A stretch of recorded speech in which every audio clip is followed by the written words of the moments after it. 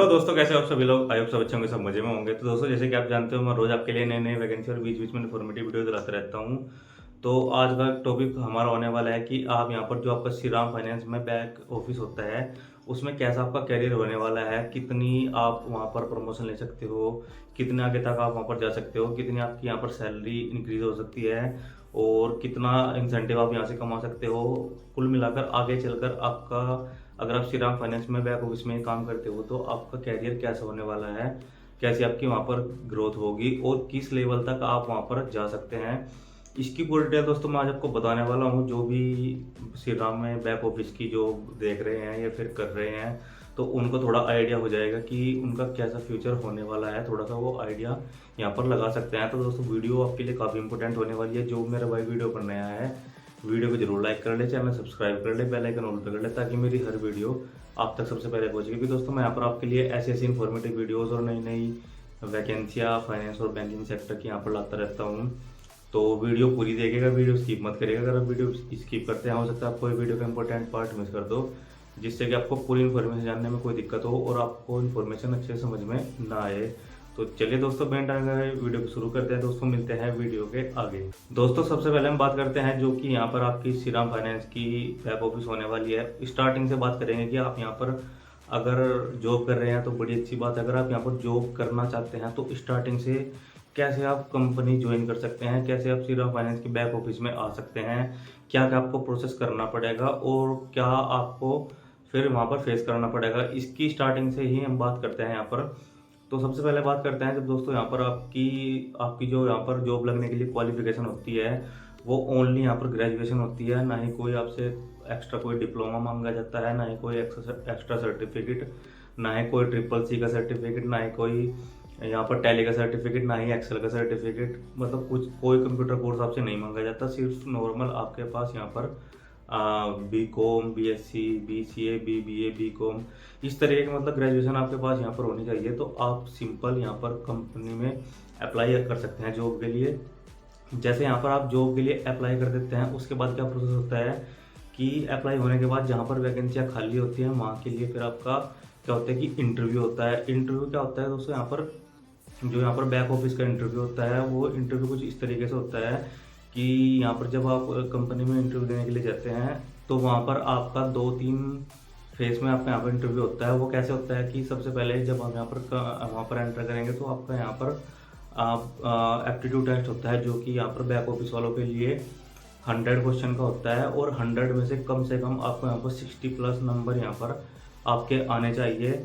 लेकिन ये ज़रूरी नहीं है कि 60+ नंबर लाने पर आपका यहाँ पर सिलेक्शन हो जाएगा, क्योंकि दोस्तों यहाँ पर जो बैक ऑफिस का जो वैकेंसी होती है वैकेंसी के ऊपर ही यहाँ पर कंपनी इंटरव्यू लेती है। अगर सपोज करते हैं कि वैकेंसी आपकी 2 है और लड़कों ने इंटरव्यू दिया है 20 ने और 10 लड़के हैं उनमें से कम 80+ नंबर 10 लड़कों के हैं और कुछ लड़कों के हैं जो बाकी बच गए उनके हैं 65, 67, 68, 69 इस तरीके से। तो भाई जिसके नंबर सबसे ज़्यादा होंगे जॉब उसको मिलेगी। ये सिर्फ मैंने आपको एक पासिंग क्राइटेरिया बताया है कि 60+ आपके यहाँ पर होंगे तो आप यहाँ पर टेस्ट क्वालिफाई कर देते हो। इसके बाद क्या होता है कि दोस्तों यहाँ पर जब आपका यहाँ पर इंटरव्यू हो जाता है, इंटरव्यू के बाद क्या होता है कि यहाँ पर आपका एक इंटरव्यू के बाद आपका क्या होता है मैन टू मैन इंटरव्यू होता है। जो कि वहाँ के HR होते हैं, जो कि वहाँ के RBH साहब होते हैं, वो यहाँ पर आपका इंटरव्यू लेते हैं। वो क्या वो होता है कि आपसे आपका इंट्रोडक्शन पूछते हैं और आपसे बेसिक से क्वेश्चन पूछते हैं कि आपका यहाँ पर मतलब जॉब क्यों करना चाहते हो। कुल मिलाकर दोस्तों यहाँ पर एक इंटरव्यू और होता है। इस तरीके से आपके यहाँ पर इंटरव्यू होने पर जब आपका यहाँ पर सिलेक्शन हो जाता है, सिलेक्शन होने के बाद आपको यहाँ पर जो ब्रांच में जॉब मिलती है वो मिलती है CSC पोस्ट के लिए, यहाँ पर कस्टमर सपोर्ट एग्जीक्यूटिव। तो ये आपकी यहाँ पर पोस्ट आपको यहाँ पर मिल जाती है स्टार्टिंग में। और जो यहाँ पर आप ब्रांच में आते हो तो CSC पोस्ट पर आपको यहाँ पर बैठना होता है जो कि होती है आपके ब्रांच टीम लीडर के पास में। आपको उनके अंडर काम करना होता है और वही आपको यहाँ पर ब्रांच टीम लीडर जो होते हैं वो आपको काम सिखाते हैं।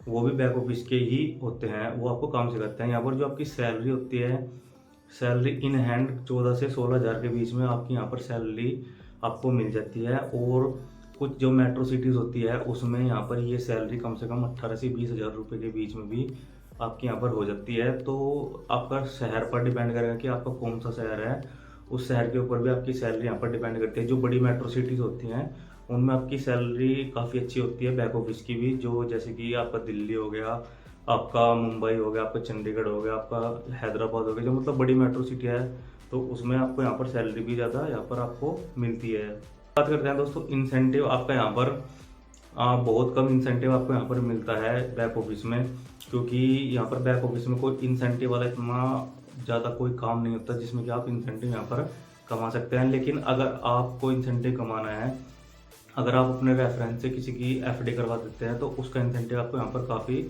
मिल जाता है। लेकिन बेसिक सा अगर आप नॉर्मल भी काम करोगे तो आपको 1000 रुपये के आसपास आपको यहाँ पर हर महीने इंसेंटिव इतना मिल जाता है। वो थोड़ा कम भी हो जाता है और थोड़ा ज़्यादा भी हो जाता है, लेकिन ज़्यादा फ़र्क नहीं लगता। 100-200 रुपये का ही फ़र्क यहाँ पर आपको देखने को मिलता है। अब बात करते हैं कि भाई आप सीएससी पोस्ट पर कम से कम यहाँ पर सीएससी पोस्ट पर जो आपका बैक ऑफिस का सारा काम होता है वो आप काम करते हो। सीएससी पोस्ट के बाद आपका यहाँ पर कौन सा प्रमोशन होता है, कितने टाइम बाद होता है, कितनी सैलरी आपकी यहाँ पर इंक्रीज हो जाती है। अब बात करते हैं इसके ऊपर। जब यहाँ पर आप कंपनी में आए थे तो आप आए थे यहाँ पर सीएससी पोस्ट पर। सीएससी के बाद क्या होता है कि आपकी आती है जो आपकी पोस्ट यहाँ पर बीटीएल की पोस्ट आपको यहाँ पर मिलती है। जब आप सीएससी से प्रमोट होते हैं तो आप यहाँ पर बीटीएल की टीम के बीटीएल की पोस्ट के लिए प्रमोट किए जाते हैं, जो कि होती है ब्रांच टीम लीडर, जो कि यहाँ पर आपका पूरा बैक ऑफिस उनके अंडर में होता है। पूरा बैक ऑफिस क्या, वो पूरे ब्रांच का जितना भी काम होता है सब वो ही देखते हैं। जो आपके ब्रांच टीम लीडर होते हैं उनके पास ही सब कुछ सारी पावर होती है, जो कि यहाँ पर कंपनी उनको जितने ब्रांच के एक्सपेंसेस है और जितने भी और अदर काम है ब्रांच के, कोई नोटिस वगैरह है, तो वो सब ही जो आपके बीटीएल होते हैं वो उनको देखते हैं। टीम लीडर बनने के जब आप बनते हैं यहाँ पर आपको कितना टाइम लगता है, तो दोस्तों ये कोई फिक्स नहीं होता है कि आप 1 साल में होंगे, 2 साल में होंगे, 3 साल में होंगे, 4 साल में होंगे। ये होता है कि जब कंपनी के पास मैन पावर की कमी होती है, या फिर कोई नया बीटीएल नहीं होता है, या फिर एक प्रोसेस भी होता है जिसमें कि आपको 2 से 3 साल लग जाते हैं यहाँ पर प्रमोशन लेने में। अगर आप सीएससी से बीटीएल बनते हो तो नॉर्मल से मान के चलो कि आपको 2 से 3 साल भी यहाँ पर लग सकते हैं ब्रांच टीम लीडर बनने के लिए। और जो यहाँ पर आपकी सैलरी होगी, सैलरी कम से कम आपकी, जहाँ पर आपको 14 से 16 हज़ार मिलते थे, अब यहाँ पर आपको 18 से 20 हज़ार के बीच में यहाँ पर आपको जो आपका बीटीएल होते हैं उनको मिलने स्टार्ट हो जाएंगे इन हैंड। और जैसे जैसे आपका एक्सपीरियंस होता जाएगा ऐसे ऐसे आपकी सैलरी भी यहाँ पर इंक्रीज होती चली जाएगी। ये कोई यहाँ पर ये नहीं है कि आपको इतनी ही सैलरी मिलेगी। जैसे जैसे आप यहाँ पर कंपनी को टाइम दोगे, कंपनी के लिए काम करोगे, तो एक्सपीरियंस के हिसाब से आपकी यहाँ पर सैलरी भी इंक्रीज हो जाएगी। और जो इंसेंटिव होता है, जो सीएससी का इंसेंटिव होता है और जो बीटीएल का इंसेंटिव होता है, वो उसमें थोड़ा ही चेंज होता है। बस थोड़ा बीटीएल जो होता है, ब्रांच टीम लीडर होता है, उसको थोड़ा ज़्यादा इंसेंटिव आ जाता है और सीएससी को थोड़ा कम इंसेंटिव हो जाता है, लेकिन ज़्यादा बीटीएल को भी नहीं आता। दोनों का लगभग सेम ही यहाँ पर रहता है। इसके बाद बात करते हैं कि भाई जब यहाँ पर सीएससी आपने बता दिया है, सीएससी पे आप ज्वाइन होते हैं, उसके बाद बीटीएल होते हैं, उसके बाद यहाँ पर आगे का प्रमोशन होता है वो कौन सा होता है और वो कब मिलता है। भाई बीटीएल के बाद जो आपका प्रमोशन होता है ब्रांच टीम लीडर के बाद, वो होता है आपका आरटीएल का, जो कि होता है रीजन टीम लीडर, जो जिसका काम होता है पूरे रीजन को देखना। जितना भी पूरे रीजन का बैक ऑफिस का काम होता है वो जो आरटीएल होता है वो ही देखते हैं। तो आरटीएल की पोस्ट आपको कब मिलती है, कितने टाइम बाद उस पर प्रमोशन होता है आपका, तो भाई इसका मैं आपको जवाब दूंगा कि भाई जो एक रीजन होता है उस रीजन के अंदर 15 से 18 ब्रांचेस के बीच में ब्रांच होती है। तो 15 से 18 ब्रांचों का सिर्फ एक आपका यहाँ पर आरटीएल होता है। जो उनके 15 से 20 ब्रांच है, 18 ब्रांच है, जो उनके बीटीएल होता है उनमें से कोई एक यहाँ पर आपका आरटीएल बनता है। और जो बाकी के होते हैं वो जो बीटीएल होता है वो उसी पोस्ट पर यहाँ पर रहते हैं, उसको कोई प्रमोशन नहीं मिलता। तो भाई बीटीएल तक आप यहाँ पर आराम से प्रमोशन ले सकते हो। बीटीएल के बाद आरटीएल के लिए आपको यहाँ पर काफ़ी ज़्यादा एफर्ट करने पड़ेंगे। हो सकता है कि आपको, अब आप खुद आइडिया लगा सकते हो कि अगर 15 से 20 ब्रांचेस के बीटीएल है लाइन में, तो उनमें से सिर्फ एक चुना जाएगा यहाँ पर, जो कि आरटीएल। अब उसको आपको देखना है कि भाई आपके पास कितनी नॉलेज है, आपको कितना काम आता है, आप अगर उसके लिए एलिजिबल है तो आपको भी यहाँ पर ये पोस्ट मिल सकती है, लेकिन ये पोस्ट काफ़ी नॉलेज जिसको जिसको नॉलेज होती है उसको ही ये यहाँ पर मिलती है। तो भाई ये होता है कि आपका सीएससी आप ज्वाइन करते हो, उसके बाद बीटेल बनते हो। बीटेल के लिए आपका जो यहाँ पर आरटीएल होता है, आप उसके पोस्ट तक यहाँ पर जा पाते हो। और वो ये इसमें टाइम कोई फिक्स नहीं होता है, हो सकता है कि आप 3-4 साल में बन जाए, हो सकता है कि आप 10 साल में बने, तो भाई इसमें टाइम कोई फिक्स नहीं होता है। जब यहाँ पर ज़रूरत होती है सिर्फ जब ही कंपनी यहाँ पर प्रमोशन करती है। और बाकी सैलरी आपकी हर साल इंक्रीज़ हो जाती है। सैलरी ये नहीं कि आपको सैलरी कम मिलेगी, सैलरी आपकी हर साल इंक्रीज़ यहाँ पर होती रहती है। तो सैलरी की कोई दिक्कत नहीं है यहाँ पर आपको। तो दोस्तों मैंने आपको पूरी इन्फॉर्मेशन बता दी है। भाई आरटीएल की सैलरी और इंसेंटिव रह गया। तो भाई आरटीएल की सैलरी भी यहाँ पर आप आइडिया लगा सकते हो कि 30,000 के आसपास इतनी उनको इन हैंड मिल जाती है। और उसके बाद इंसेंटिव वो यहाँ पर काफ़ी अच्छा कमा लेते हैं। इंसेंटिव की यहाँ पर कोई फिक्स अमाउंट नहीं होती है। तो ये था भाई दोस्तों पूरा बैक ऑफिस का कैरियर ग्रोथ कि आप यहाँ पर कितना जा सकते हो और कितना यहाँ पर आप काम कर सकते हो, कितनी सैलरी, कितना इंसेंटिव। ये भाई आप खुद अंदाज़ा लगा लो कि भाई आपका यहाँ पर कैरियर ग्रोथ क्या होने वाला है और कैसे होने वाला है।